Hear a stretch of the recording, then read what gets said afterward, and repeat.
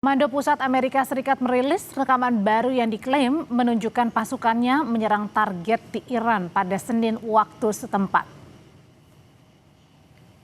Dalam keterangannya, pasukan Amerika Serikat menyatakan telah mengambil tindakan tegas terus melakukan serangan militer kepada Iran.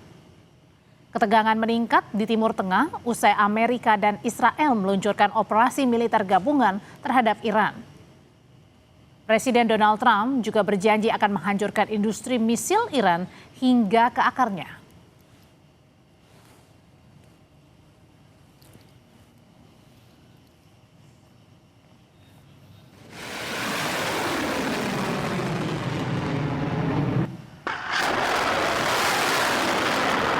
Garda Revolusi Iran merilis rekaman video peluncuran rudal ke sasaran Amerika dan Israel.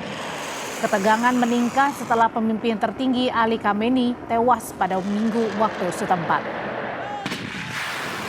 Video saudara menunjukkan rudal lepas landas dan melesat.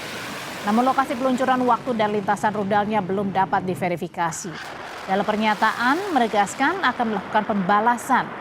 Sebelumnya sejumlah laporan menunjukkan fasilitas militer Amerika Serikat di Timur Tengah juga menjadi sasaran, termasuk pangkalan militer di Uni Emirat Arab, Bahrain, Qatar, Irak, dan Kuwait.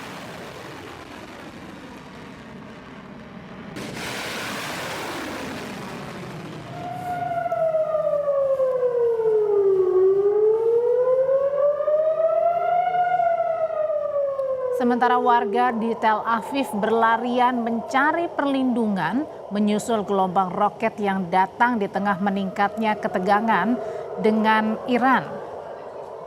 Warga menuju ke tempat perlindungan ketika sirine berbunyi dan militer Israel melakukan pencegatan roket di langit Tel Aviv.